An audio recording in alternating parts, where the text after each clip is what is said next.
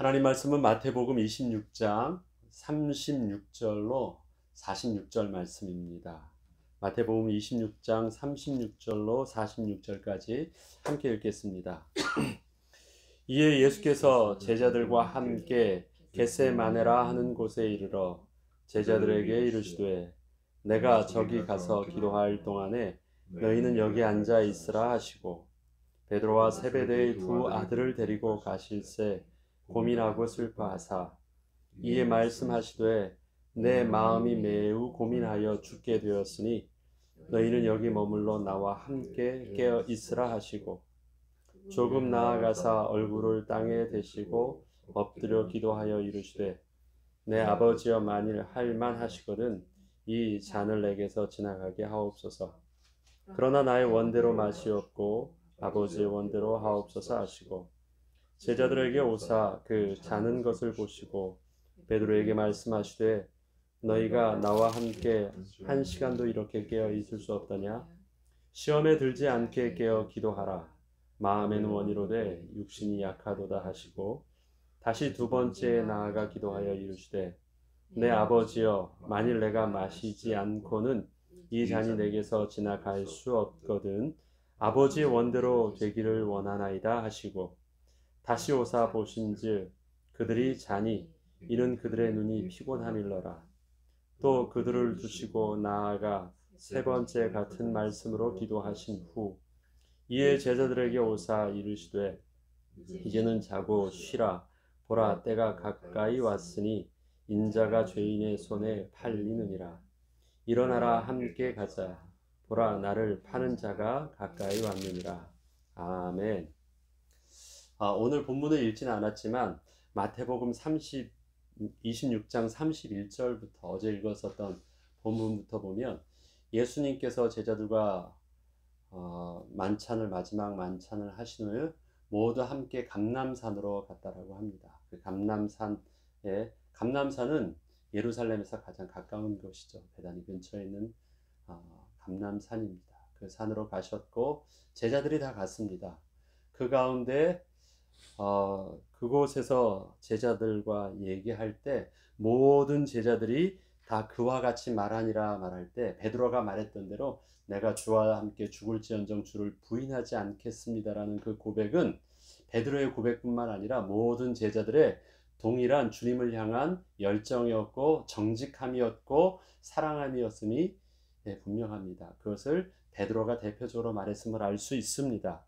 또한 예수님께서 제자들을 데리고 다 감람산으로 가셨을 때 구체적으로 예수님께서 오늘 밤에 너희가 다 나를 버리리라 라고 말씀하셨습니다. 아주 구체적인 말씀이시죠. 시간을 말씀하셨습니다. 먼 훗날이 아니라 오늘 밤이다. 이건 농담이 아니라는 말씀을 지금 하시는 거예요. 언젠간 그렇게 될 것이다 라면 느낌이 없었을 텐데 오늘 밤이다. 그리고 너희가 다 나를 버릴 것이다. 그런데 버린다라는 것은 뭐 예수님을 부인하든 뭐든 도망간다라는 말이죠. 그것에 대해서 제자들이 부정한 말이 주와 함께 죽겠습니다라는 고백을 한 것이죠. 그 다음에 한 것이 뭐냐면 이것은 기록된 바 성경에 내가 목자를 치리니 양의 떼가 흩어지리라는 스가랴 선지자의 그 예언의 말씀이 성취되어지는 또 이것이 말씀이다라고 해서 저들의 흩어짐이 예수를 부인하고 예수를 버리고 도망가는 그 일들이 그냥 예언의 말씀이라는 것들을 미리미리 말씀해 주십니다. 그리고 나서 그 감람산에서 제자들에게 말씀하신 것이 있습니다. 내가 살아난 후에 너희보다 먼저 갈릴리로 가리라 라고 했습니다. 이것은 다른 공간복음에서도 계속 나오는 말씀입니다. 이걸 주목하여 볼 필요가 있습니다. 갈릴리로 먼저 가겠다. 갈릴리에서 만나자 그것이 아니라 내가 갈릴리에 먼저 가 있을 것이다 라고 말씀하십니다. 그 안에는 그곳에서 너희를 만나게 될 것을 말씀하셨지만 제자들은 아무튼 그렇게 들었습니다. 그런데 이 갈릴리로 먼저 가야 된다는 것을 제일 먼저 무덤에서 주의 천사를 봤던 여인들에게 예수님의 말씀이라고 하면서 갈릴리로 먼저 가서 거기서 보자는 말을 또 여인들도 듣고 제자들에게도 그 여인들을 통해서 알려주는 메시지들이 공간복음서에 다 나옵니다. 갈릴리로 예수님께서 부활하신 다음에 갈릴리로 가시겠다, 갈릴리로 가시겠다 할 때 그 갈릴리는 어떤 곳일까요? 갈릴리는 예수님의 고향에 가까운 곳이고요.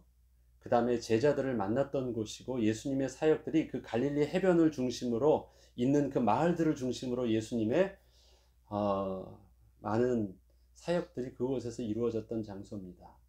예수님과 제자들의 첫 만남이 이루어졌던 장소도 바로 다 그 동네에서 일어났던 일들이에요. 갈릴리 호숫가를 중심으로 갈릴리 산과 그 지역을 중심으로 일어났던 일들입니다. 제일 먼저 가게 됩니다. 예수님이 이제 뒤에 요한복음에도 보면 3번 제자들이 나타나셨다라고 말합니다. 첫 번째 예수님이 나타나셨던 곳은 갈릴리가 아니셨어요. 바로 예루살렘이었습니다. 제자들이 모였던 곳으로 다 함께 모였던 곳. 물론 엠마오로 가는 제자들에게도 나타나셨지만, 그리고 나서 결국 제자들이 있었던 모든 그곳으로 모인 것은 예루살렘이셨습니다. 그런데 그때 제자들에게 있어서 만져보게 하고 보게 하고 식사도 하시고 대화도 하셨지만, 그때 잠깐 하고 가셨거든요. 예수님의 부활하심도 보고 빈 무덤도 보았고, 예수님이 실질적으로 부활하신 것을 보고요, 못 믿겠다는 그들에게 손과 또 옆구리 창도 보여주시고 함께 먹고 부활하신 거룩하신 주님을 보았음에도 불구하고 그렇게 2번이나 더 나타났는데, 그 다음에 요한복음 마지막 장에 보면 베드로와 거기는 7 제자가 만난 거예요. 베드로와 요한뿐만 아니라 함께 그곳에 있었던 사람들은 7명의 제자들이 그곳에 함께 있었음이 요한복음 마지막 장에 내가 나를 사랑하느냐 하는 그 마지막 그 갈릴리 호수에서, 갈릴리 바닷가에서 고기를 잡고 나서 예수님이 하는 대화의 모습입니다. 그때는 부연 설명이 있어요. 이 일은 예수님께서 저들에게 3번째 나타나셨다라고 말씀을 하시는 때입니다. 그때서야 비로소 예수님 앞에서의 진심 어린 신앙의 고백이 일어납니다. 주와 함께 죽을지언정, 그런 말은 하지 않았지만 내가 주님을 사랑한 줄 주께서 아시지 않습니까? 라는 그 고백을 그때 하면서 진짜 전인격적인 진지한 예수님에 대한 신앙 고백이 그때 이루어지는 것을 봅니다. 그때가 바로 갈릴리예요. 저들은 갈릴리를 갔습니다. 그런데 예수님의 말씀을 기억해서 갈릴리로 간 것이 아니었죠.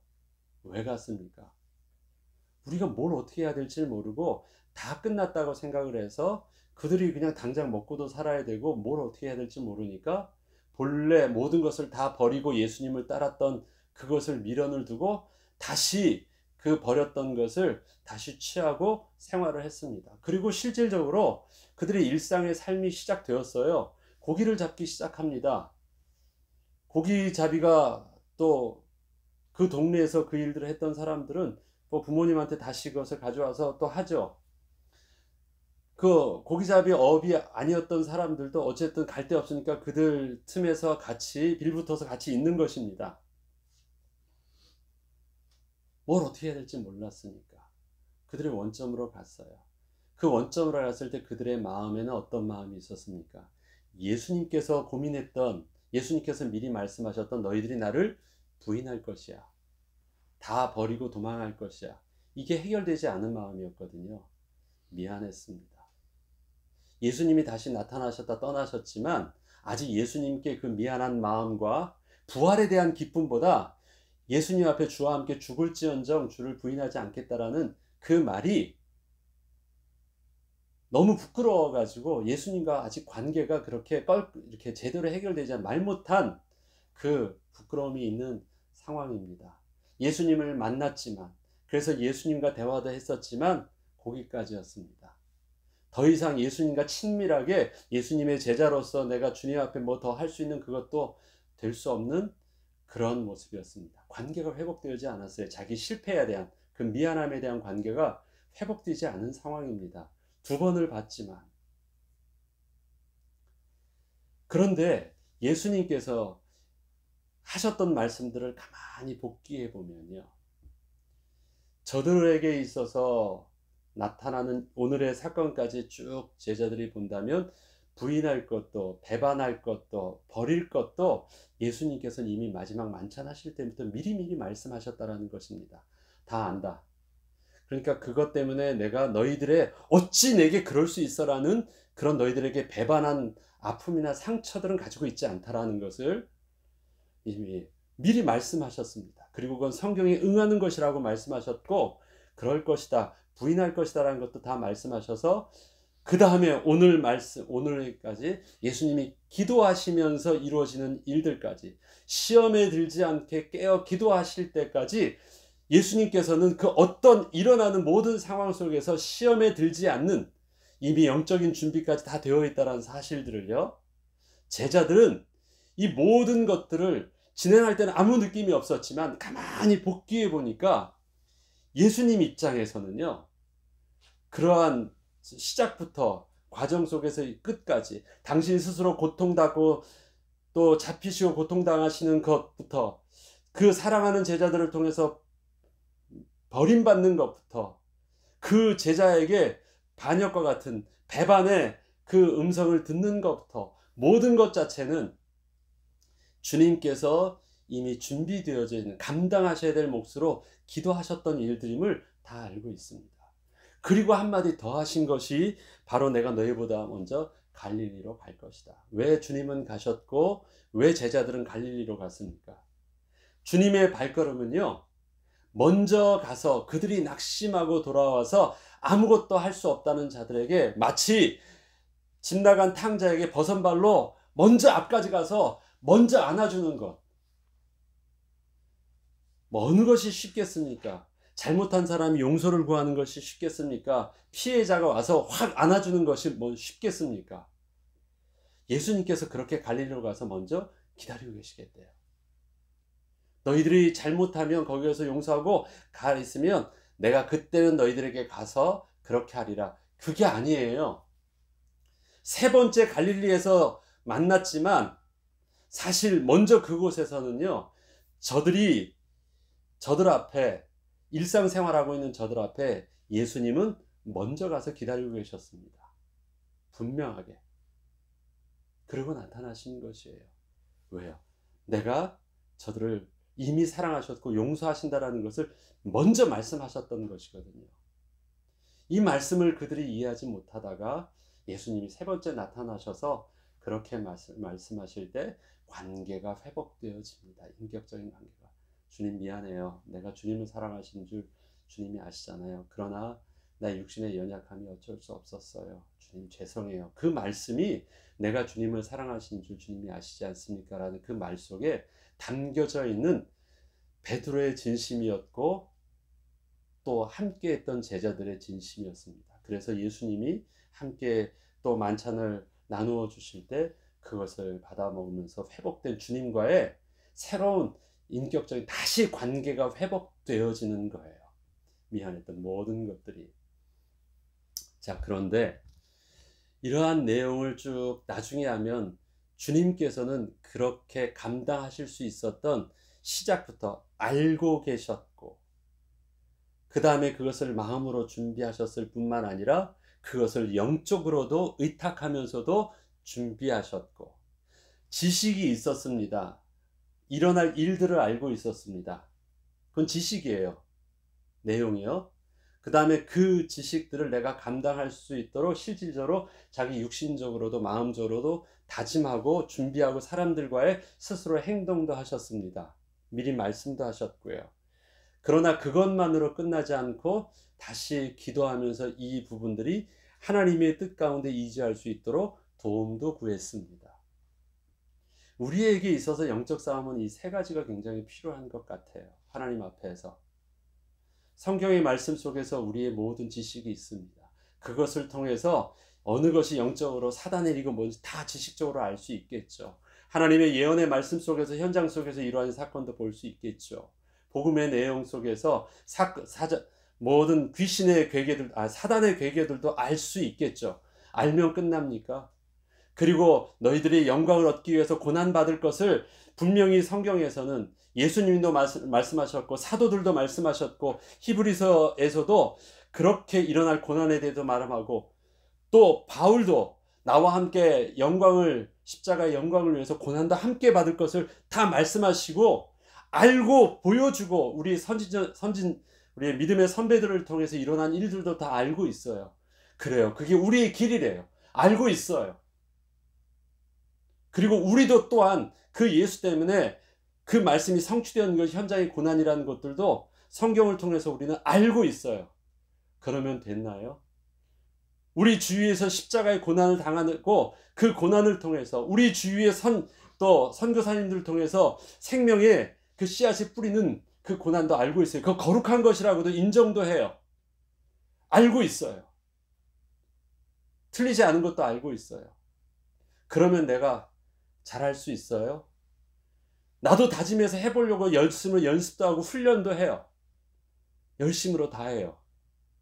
그리고 그렇게 될 것을 다짐도 해요. 하나님 앞에서. 그러면 돼요? 그것도 안 된대요. 그 다음에 한 것이 무엇입니까? 오늘 예수님께서 하시는 기도예요. 그것은 육신을 가진 본인의 모습이 아니라 자기의 모습 안에서 진짜 이것을 이루어질 수 있도록 기도하는 주님의 모습입니다. 그 다음에 영적으로 하나님께 도우심을 구하는 모습입니다. 이것이 모든 일의 성패가 여기서 갈린다라는 것을 마지막으로 말씀해 주시는 거예요. 신앙생활에 우리가 두 가지는 할 수 있잖아요. 내용들을 내가 공부할 수 있고 내가 해보겠다고 주와 함께 죽을지언정 주를 부인하지 않겠다라는 다짐도 내가 해볼 수 있어요. 그것은 I will, 나의 의지예요. 거기까지는 우리가 할 수 있는, 또 특별한 사람이 거기까지 갈 수 있는 모습이에요. 예수님이 진짜 보여주고자 하셨던 것이 바로 제자들을 다 데리고 간 마지막 제자 훈련의 모습이 무엇입니까? 훈련의 끝은 모든 것을 하나님 앞에 의탁하는 거예요. 하나님께 다 맡기는 것입니다. 그게 36절부터 일어나는 모습입니다. 이에 예수께서 제자들과 함께 겟세마네라 하는 곳에 이르러, 제자들이 다 갔습니다. 감람산과 겟세마네까지 갔어요. 거기서 내가 저기 가서 기도할 때마다 너희는 여기 앉아 있으라 하시고, 여기서 너희는 제자들 모두죠. 제자들이 있고요. 베드로와 세베대의 두 아들을 데리고 가실새 고민하고 슬퍼하사, 따로 그들을 데리고 같이 기도하는 곳으로 조금 가까운 데 가실 때는 따로 베드로와 세베대의 두 아들 요한과 요한의 형제를 데리고 갑니다. 그리고 고민하고 슬퍼하십니다. 이 고민과 슬퍼함이 어떤 것일까 더 보죠. 이에 말씀하시되 내 마음이 매우 고민하여 죽게 되었으니 너희는 여기 머물러 나와 함께 깨어 있으라. 그 고민이라는 것이 일반적으로 있는 그런 평범한 고민과는 다른 아주 심각한 고민이라는 것을 말씀하십니다. 아주 심각한 것. 예. 그리고 너희는 여기 머물러 나와 함께 깨어 있으라 하시고, 조금 나아가서 얼굴을 땅에 대시고 엎드려 기도하여 이르시되 내 아버지여 만일 할만하시거든 이 잔을 내게서 지나가게 하옵소서. 그러나 나의 원대로 마시옵고 아버지 원대로 하옵소서 하고 제자들에게 오사 그 자는 것을 보셨다. 자, 예수님께서 그 저녁 늦은 밤에 기도하는 것이 예수님은 그것이 특별한 것이었을까요? 일상이셨을까요? 예수님께서는 좀 늦게 주무시고 기도하는 것은 그의 삶의 일상이셨습니다. 그래서 그렇게 피곤하지 않을 수 있어요. 그게 습관을 조차 늘 하시던 예수님의 삶의 패턴이었으니까. 그러나 제자들은 굉장히 특별한 일이에요. 그래서 졸려온 것, 전 제자들 입장에서도요, 잠을 어떻게 이겨요? 피곤하잖아요. 제자들 입장에서는요, 그건 평범한 게 아니었어요. 전에는 따로 홀로 가셨는데 왜 이때는 예수님께서 제자들을 다들 너희는 이제 쉬어라, 나는 나중에 너희들 갈게, 너희들 먼저 가 하셨던 예수님이 이번에는요 그렇게 말씀하지 아니하시고 다 데려가서 깨어있게 하셨어요. 그들에겐 굉장히 익숙하지 아니한, 그 다음에 피곤한 시간들이었습니다. 이건 제자들에게 있어서는 굉장히 정상적인 반응이고 정상적인 육신의 그 모습이에요. 예수님하고는 다른 모습을. 예수님이 이거 모르셨을까요? 제자들이 졸려오는 거 모르셨을까요? 그리고 그것이 익숙하지 않은 그들을 데리고 가서 왜 앉아 있으라고 하시고 왜 제자들을 보고 예수님이 하시는 것을 그렇게 보게 하셨을까요? 그런데 여기서 보면 예수님께서 이 기도를 2번 하는 것을 적어 주는데요. 아버지여 만일 할 만하시거든 이 잔을 내게서 지나가게 하옵소서. 여기서는 긍정형으로 썼습니다. 할 수 있으면 거둬 주세요. 할 수 있으면, 그러니까 처음부터 할 수 있으면 하지 말아 주세요.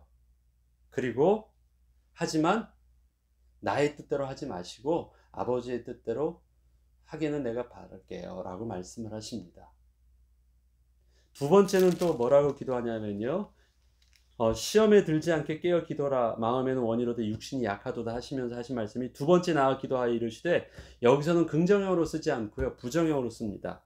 만일 내가 마시지 않고는 이 잔이 내게서 지나갈 수 없거든. 이것이 영어 표현으로 보면 좀 아주 쉽게 더 구체적으로 이 똑같은 표현을 이해할 수 있는데 뭐냐면, 예수님이 하실 수 있으면, 하나님이 만약 거두실 수 있으면 나는 아예 안 하는 것이 좋습니다. 그런데 그것을 하셔야만 한다면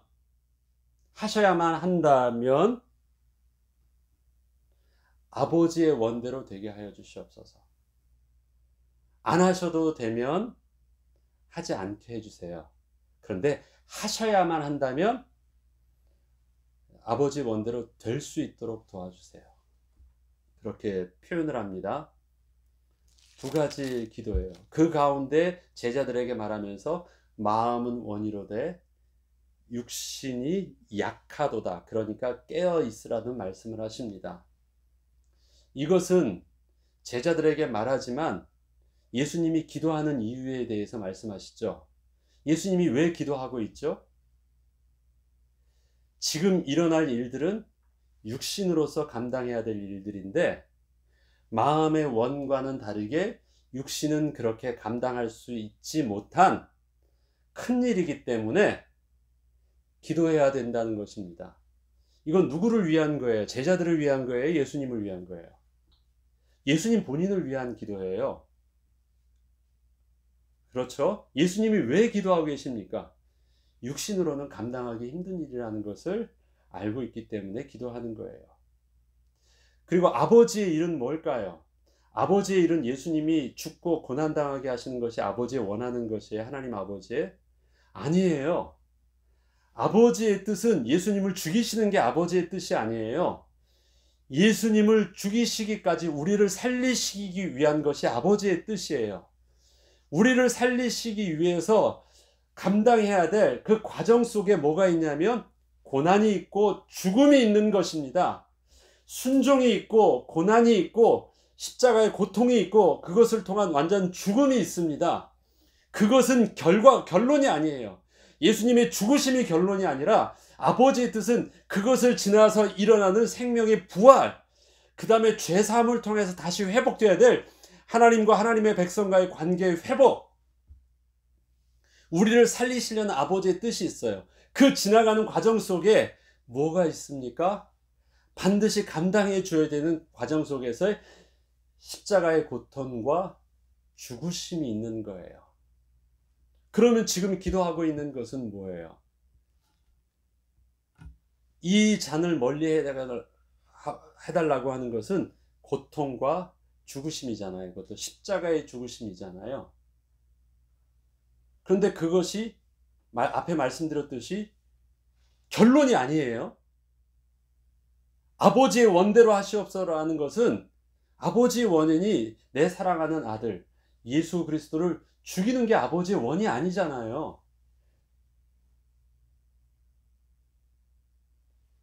그것을 아버지의 원을 예수님도 알고 그 다음에 분명히 하나님도 아시죠. 예수님은 겟세마네 기도에 대해서 요한은 좀 더 구체적으로 기도하고 있어요. 마태는 정황만 기도하고 있잖아요. 그런데 요한은요, 요한복음 17장에 보면 아버지께서 얼마나 이 내용을 구체적으로 기도했는지 알고 있어요. 그때 아버지의 뜻은 무엇인지를 잘 알고 있죠. 아버지의 뜻은 무엇입니까? 유일하신 하나님과 그의 보내신 아들을 믿는 것입니다. 그리스도를 아는 것이래요. 아버지의 뜻은 무엇입니까? 이 지금 죽으심을 통해서 저들이 뭘 알게 되는 것이에요? 그분이 그리스도라는 사실들을 알게 돼요. 어떻게 해서 알게 됩니까? 그분이 죽으면 끝나는 것이었어요. 그런데 뭐예요? 그분이 죽으셨는데 부활하심으로 그분이 그리스도라는 사실들을 깨닫게 돼요. 죽으심으로 깨달은 게 아니에요. 죽으심과 부활하심으로 알게 됐을 뿐 아니라 증거로 드러나게 되셨어요. 그래서 저들이 다 알게 되셨어요. 지나가는 과정입니다. 지나가는 과정인데 혹시 나의 육신의 연약함 때문에 이 감당되어져야 된 이 길들이 흐트러지지 않도록. 왜? 육신의 본능은 무엇입니까? 죽음을 두려워하는 것입니까? 육신의 본능은 무엇입니까? 고통에 대해서 그 아픔을 낳으면 나의 인격과는 전혀 다른 반응이 그 안에서도 일어나는 것이 마땅한 육신의 모습이니까. 그게 육신이에요. 때리면 아프고 무섭게 하면 흠칫해서 도망가고 생명의 위협 앞에서 부정하는 것은요, 육신의 아주 당연한 모습이에요. 그거는요, 나쁘다고 말할 수 없는 이 본능적인 반응이기 때문에 틀린 게 아니에요. 우리 육신은 그래요. 그게 육신의 모습이에요. 마음은 원이로되 너희들이 아무리 마음이 그렇더라도 그 육신은 너의 의지만큼 그렇게 움직여지지 않을 거야. 너는 마음이 아무리 그렇다 할지라도 너가 며칠만 한번 굶어봐봐. 너가 아무리 주님 앞에서 열심으로 한다 할지라도 너의 몸이 1도만 머리에 열만 나봐. 아무것도 못해요. 우리 의지대로 다 된다고요? 우리 의지는 의지와 뜻과 생각과는 다르게 육신의 연약함이 그 일들을 다 할 수 없는 것을 알아요. 예수님도 십자가에 죽으심은 참 사람의 모습으로서, 참 사람의 모습이라는 것은 바로 육신의 모든 한계를 그대로 가지고 있는 모습으로서 그대로 당하셨다라는 것입니다. 예수님이 염려하는 것은 그것입니다. 하나님의 뜻, 거룩한 뜻을 거슬리고자 하는 것 아니에요. 하나님의 뜻 안에서 순종해서 거기까지 온 것도 알 수 있어요. 그러나 겁이 나는 것이 있습니다. 진짜 염려되는 것이 있습니다. 나의 뜻과 나의 의지는 그렇게 하지만 나의 인격과 나의 뜻이 컨트롤할 수 없는 상황이 와요. 어떤 상황이? 그 십자가의 형이 그렇게 자기의 인격과 상관없이 반응할 수 있는 고통의 죽음을 선사하는 형벌이거든요. 그 모습이 다 보입니다. 나중에 보면 하나님 앞에서 절규하는 모습이 보입니다. 어찌하여 나를 버리셨나라는 절규는 어디서 나오는 말씀일까요? 고통에서 나오는 말씀이에요. 절규하는 것은 아프다는 거예요. 그건 어떤 모습에서요? 육신의 모습 속에서. 그거 예수님이 하나님 앞에서 막 대적하고 욕하고 막 원망하는 것일까요? 그 모습하고 베드로가 부인하고 제자들이 도망하는 것하고 뭐가 달라요? 다르지 않은 모습이에요. 무엇 가지고? 육신의 모습을 가지고요. 다르지 않은 모습입니다. 그런데 주님이요, 네가 능력 있으면 많은 사람 구원한 것처럼 너도 내려와 봐라 할 때는요, 예수님이 그 의지를 사용하지 않아요. 고통은 당하고 있는데 예수님의 의지를 사용하진 않아요. 내려오실 수 있는데. 육신의 본능은 그렇게 그냥 아프다면 아프면 반응하고 때리면 피하고 하는 것은 다 할 수 있어요. 그거는 자기 인격이 아니니까. 그러나 그 인격은 뭐예요? 그대로 순종하면서 십자가에 매달려 계신 거예요. 왜 그게 가능했을까요? 나는 내가 연약한 육신의 모습을 가지고서는 나는 제자들과 다르지 않습니다. 그러니까 도와주세요. 어떻게? 비록 이 육신을 피하면 딱 제일 좋은 것인데, 감당할 수 없는 거 제일 좋은 것인데 지나가야 되는 것이 마땅하고 하실 수 있다면 하실 수 있도록 나의 연약함에도 불구하고 하나님의 뜻이 이루어질 수 있도록 하나님께 맡기는 거예요. 나는 자신이 있으니까 한번 해볼라요가 아니에요. 나는 할 수 없지만 그래도 이러한 육신의 연약한 나를 통해서도 하나님은 하나님의 거룩하신 뜻을 하나님이 이루어 주세요. 그것을 뭐예요? not as I will, 나의 뜻대로 하지 말고 but as you will, 당신의 의지대로 되어지게 해주세요. 네. May your will be done, 당신의 의지대로, 당신의 뜻이 그대로 되어질 수 있도록 그렇게 해주세요. 어떤 것임에도 불구하고, 나의 연약함에도 불구하고. 이해되시죠? 나의 연약함에도 불구하고. 이것을 히브리서에서는 이렇게 합니다. 우리에게 있는 대제사장은 우리의 연약함을 체휼하지 아니하신 자가 아니요, 우리의 연약함을 책망하는 자가 아니래. 너 그것도 못해라고 말씀하시는 분이 아니시래요. 왜? 우리와 같이 한결같이 시험을 받으시는 분이시래요. 한결같이 시험을 받으신대요. 한결같이 배고픔도 있고 한결같이 두려움도 있고, 우리와 똑같이 이 모습 속에서는요, 똑같이 두려워서 살려달라고도 할 수 있는 육신의 연약함이 있으셨대요. 그리고 한결같이 시험 모습은 아버지 어찌하여 나를 버리십니까? 라고 말할 수 있었던 그 고통도 있으셨던 분이시래요. 근데 그분이 죄가 없어요. 죄가 없다라는 말은 어떻게 우리에게 증명되어졌습니까? 아버지 말씀에 그대로 순종하셨어요. 죄는 뭐였습니까? 불순종하는 것이 죄거든요. 죄의 싹이 우리 속에서 남아있다는 건 무엇입니까? 불순종하는 거예요. 그게 하나님을 대적하는 죄의 근원이니까. 그가 죄가 없으신 분이 아들이라도 순종함으로 온전함을 이뤘다. 사람으로서의 온전함이 어디서 증명되었었습니까? 순종함을 통해서 그의 죄 없으신 부분이 온전히 증명되어져 있어요. 육신의 모습은 다르지 않습니다. 한결같이 시험받는 모습을 우리에게 보여주셔서 우리의 육신의 모습을 다 이해하신대요. 제자들이 그렇게 부인하고 도망하고 하는 것들을 다 이해하신대요. 그래서 갈릴리를 먼저 가서 기다리는데 괜찮다고 말하신대요. 그렇지만 그거는 이해해야 될 부분이고, 그렇기 때문에 기도해야 될 것이 있어요. 육신을 의지하지 말라는 것입니다. 하나님이 도와주셔야 돼요. 나는 육신이 아니라니까 나는 못해요 라고 주님께 말할 것도 없대요. 나는 그런 사람입니다만 이러한 나를 통해서도 하나님이 영광 받으시기를 원하신다고요? 그러면 나의 수준을 내가 인정하지 않고, 나의 수준 때문에 부끄러워하거나 도망가거나 하지 마세요 하지 않고, 그럼에도 불구하고 하나님의 의지, 하나님의 손에 맡기겠습니다. 나는 못한다고 여러분들 말하잖아요. 또 그 다음에 그것을 보니까, 그런 실패한 자기 모습을 보니까 그것이 더 내겐 양심 어리고 진심 어린 고백이 됐잖아요. 아무것도 하루까지 범무서울 줄 모를 때는 자신감 있다 했지만, 진짜 인생을 살아보니까 나도 부족하다는 것 너무너무 부끄럽게 잘 알았잖아요. 그러니까 아무것도 못해요? 아니에요. 그럼에도 불구하고 본래 나는 그러한 모습이었구나 라는 것을 주님이 십자가에서 보여주셨어요. 근데 십자가에서 보여주시기 그 전에 주님께서 우리에게 가르쳐 주신 기도의 내용과 기도의 모습이 있습니다. 기도의 내용으로는 뜻이 하늘에서 이루어진 것 같이 땅에서도 이루어지기를 기도했습니다. 우리가 우리의 죄를 사하여 주옵시고 나의 죄를 용서해 주신 것처럼 우리의 죄를 용서해 달라고 기도합니다. 그것은 기도의 내용이었고요. 기도의 모습은 무엇이었습니까?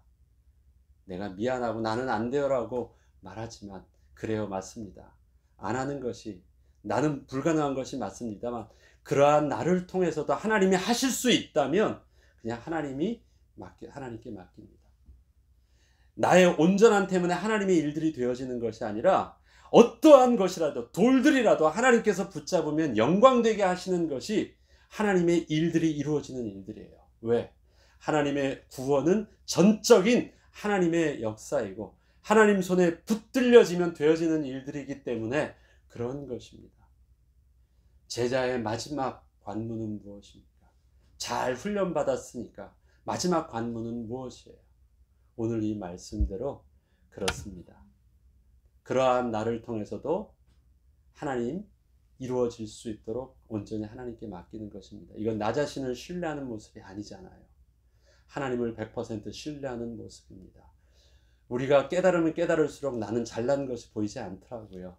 우리가 크면 클수록, 내 모습을 알면 알수록, 경험하면 경험할수록, 배우면 배울수록 객관적으로 알아가는 내 모습은 점점 더 뭐예요? 실망하는 모습이에요. 실망하는 모습. 어려서는 대통령을 꿈꿨는데 현실을 파악하고 나의 주제 파악을 하고 보니까 나는 그냥 혼자 아유 어떻게 그냥 밥이라도 먹고 살 수 있었으면 좋겠다. 그게 우리의 모습이잖아요. 알면 알수록, 제자들도 깨닫고 알면 알수록 어떻게 해요? 안 돼요. 그런데 결국은 어떻게 됩니까? 그들이 십자가를 동일하게 선택하면서 하나님께 온전히 맡길 수 있는 제자로서의 사역이 그 안에서 온전히 이루어집니다. 예수님의 기도는 육신을 가진 모습의 기도이셨습니다. 그리고 예수님의 기도는 이 모든 것을 다 주님께 맡기는, 하나님께 맡기는 기도였습니다. 그리고 그것을 우리에게 본으로 보여주셨습니다. 여러분들 약하시죠? 여러분들은 무능하시죠? 여러분들 가진 것도 없죠? 여러분들은 아무것도 할 수 없죠? 맞습니다. 그런데 그러한 우리 모습을 통해서 하나님이 하신대요. 그럼 우리들도 똑같은 이 기도를 우리가 예수 죽음과 내가 죽을 뿐만 아니라 예수의 부활과 함께 내가 새로운 피조물로 다짐할 때는 동일한 이 기도의 모습으로 우리의 모습도 변화되어야 되겠습니다. 할 수 없지만 하신다고 하시거든 아버지 뜻이 나를 통해서 완전히 done! 이루어지게 하여 주시옵소서. 아버지의 뜻은 그렇게 되어질 것입니다. 라고 믿음으로 고백함으로 새롭게 나의 연약한 모습을 통해서 쓰임받는 은혜가 새롭게 시작되길 주의 이름으로 축원합니다. 주기도문으로 마치겠습니다.